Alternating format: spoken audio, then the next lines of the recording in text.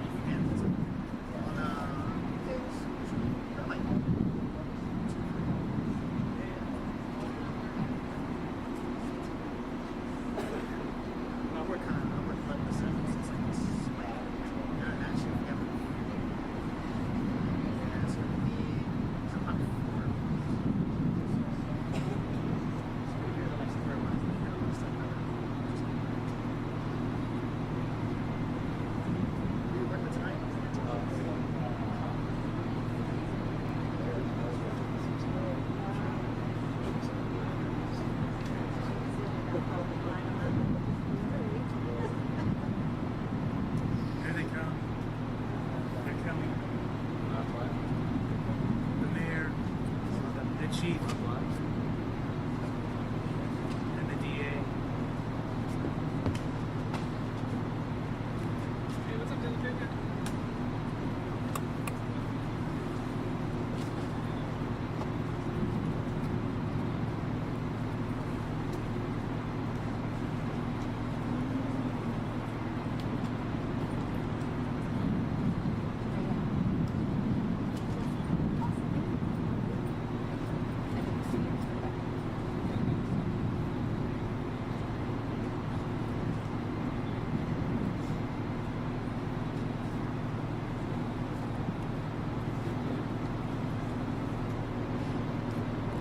careful for the ambulances and stuff.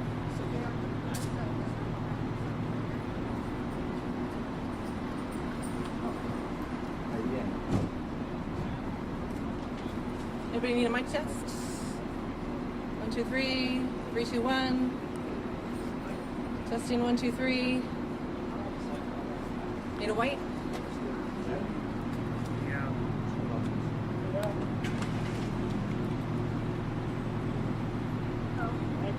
Thank you. You're welcome.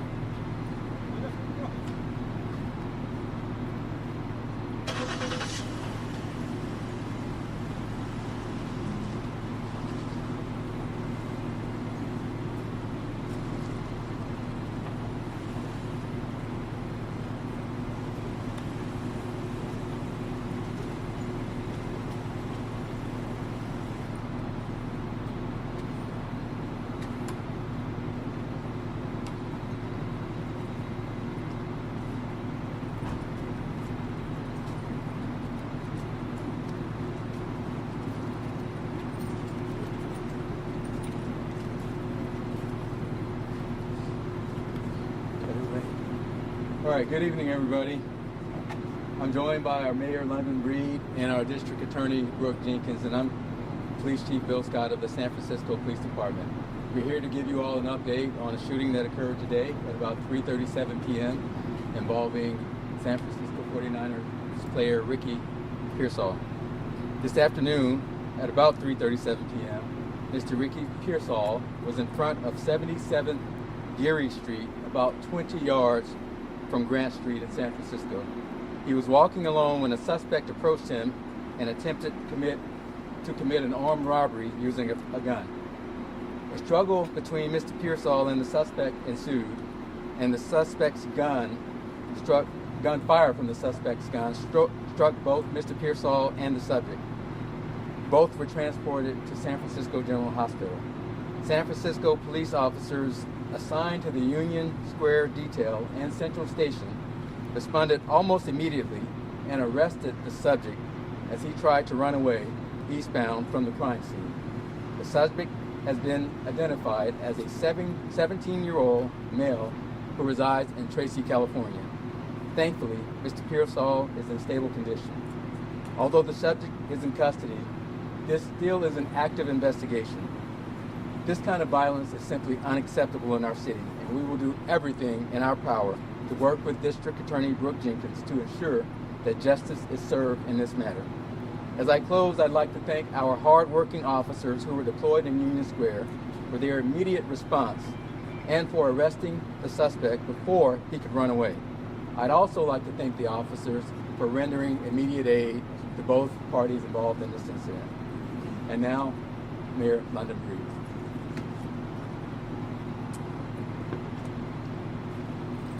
This was a terrible and rare incident in Union Square, and our thoughts are with Ricky Pearsall and his family. He has a bright future, and I look forward to seeing him recover and get back on the field. We are grateful to our staff here at San Francisco General, our first responders, including the San Francisco Fire Department, as well as our police officers who were out on Union Square, who rendered aid right away. Right now, he is in stable condition. I'm also grateful for the quick action of our police officers who immediately, within a minute, responded to the situation, apprehended the suspect. Their work ensures that people know that if they come to San Francisco to commit crimes, they will be arrested. I'm confident that our district attorney, Brooke Jenkins, will take the necessary action to prosecute this case. This is how we hold people accountable in San Francisco. Robberies and any violence like this will not be tolerated in our city. We know San Francisco has the lowest violent crime rate than most major cities in this country. But statistics don't matter when incidents like this occur. What matters is supporting the victim and holding those accountable who break our laws and endanger the lives of others. Our focus will be on the continuing recovery of Ricky and keeping our city safe, and our thoughts continue to be with him and his family at this time. And with that, I'd like to turn it over to our District Attorney, Brooke Jenkins. Thank you, Mayor and Chief Scott. I, too, want to express my thoughts and prayers are with Mr. Pearsall and his family during what I know has to be a very traumatic time. Many people may have questions about where things will go from here. As you heard just a moment ago, there was an arrest by the San Francisco Police Department in connection with this case. They continue to investigate this matter and gather additional evidence so that they can hand the case over to my office for review. We expect to make a charging decision by the middle of next week, either Tuesday or Wednesday of next week. Given that the suspect is a juvenile, at this time, those charges will be filed in the juvenile court as we continue to review the evidence to figure out where we go from there. But at this time, that is how this case will proceed. It should be clear, one, that the police department in this city will do its job to make sure that those who are committing any crime, let alone a crime like this, are caught. And I also want to make it clear that when that happens and my office takes over, that there will be accountability for those who commit these types of acts in San Francisco. We are not a city that will be tolerant of this type of conduct. And so I look forward to continuing to work with the police department. I thank them for their swift action, and I will continue to work to support the mayor in our efforts together to collectively make San Francisco as safe as it should be. This is a setback, but we will continue to push forward to make sure that we minimize these types of events in our city. Thank you. You guys, we can take a couple questions. I want to do it nice and orderly here. There's a lot that the chief, the DA are not going to be talking about because this is an open criminal investigation and it's incredibly active right now. So if anybody has any questions, let's start right here. Is there any indication that Ricky was targeted because of who he is as a football player? No, there is no indication that he was targeted because he's a football player. At this point, we believe that this was an attempted robbery, and we're pretty confident about that. Do you know what they were trying to steal from you? Well, we're not going to release that at this time. Information is still flowing in. We're interviewing the officers. We have to interview Mr. Pearsall. Of course, he's receiving medical care right now. So when we put information out, we want to make sure it's 100% accurate. Although we have a good idea, we're not ready to release that at this time. He was described as stable. Can you shed any more light on that? Is this a life-threatening situation? Well, that's all I can say at this point because of HIPAA rules. He is stable, and that's what we've been advised by the medical team, and that's all we can put out at this point. Yeah. Let's go. You and then Zach. Do we know for sure there's only one gun in this situation? Yes, we believe it was only one gun, and that gun has been recovered. And it was the suspects? It was a suspect. Do we know what the gun, what type of gun, any indication that there were other people involved in this attempted robbery? Is this suspect known to the police? As far as we know right now, the suspect was acting alone, but as I said, this is an active investigation, so we have a lot of work to do. There are a lot of cameras in Union Square, so we're pulling video footage to confirm what we believe we know at this point. But again, before we put any information out, we want to make sure it's as accurate as we can be about information. But right now, we believe it was one lone person. That may change as we get video evidence. And a known criminal? Well, he's a juvenile. He's a juvenile, so that's about as much as I can disclose at this point. Can you tell us the condition of the suspect, and also how was he shot? Was it during the battle with the football player? He is stable as well, and it was during the struggle. And that's about as much as I can say right now. Again, we do have additional details, but we are not ready to put them out at this time. We still have some investigation to do, and we need to confirm some things. Can you confirm how many times he was shot? Not at this time. Were they both struck by the same bullet, or were multiple shots fired?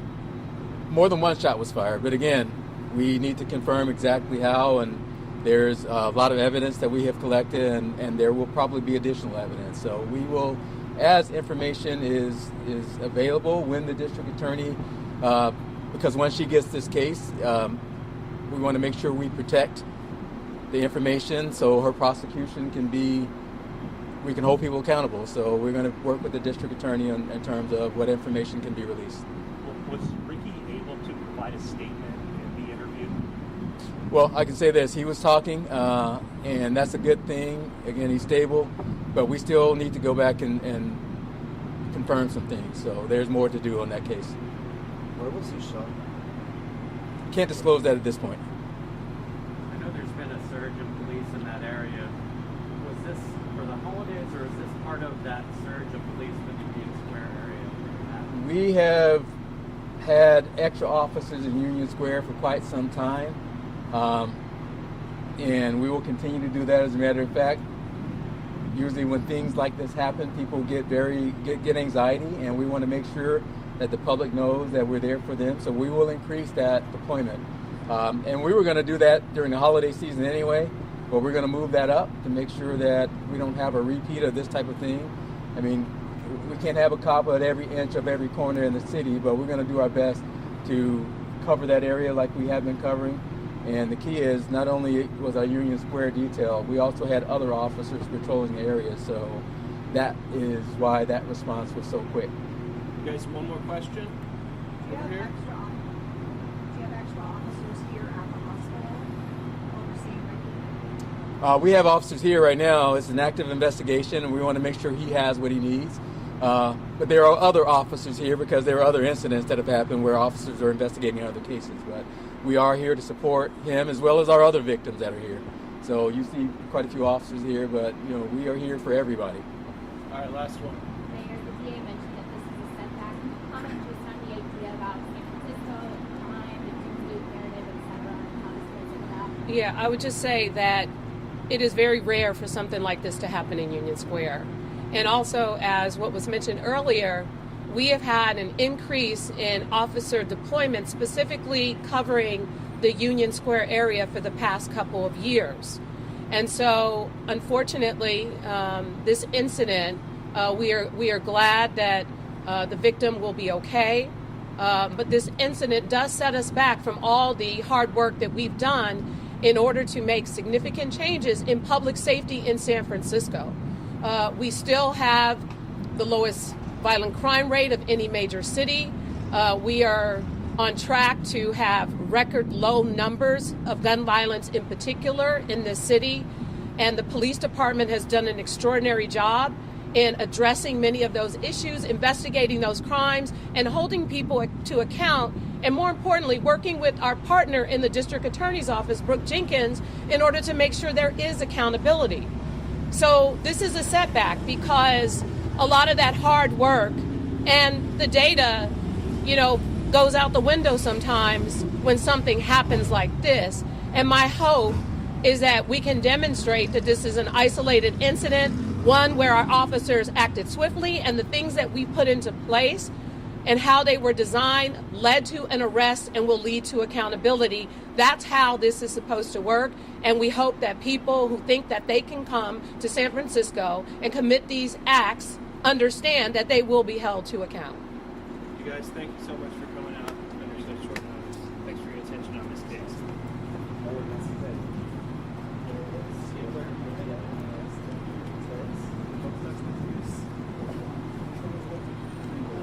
This is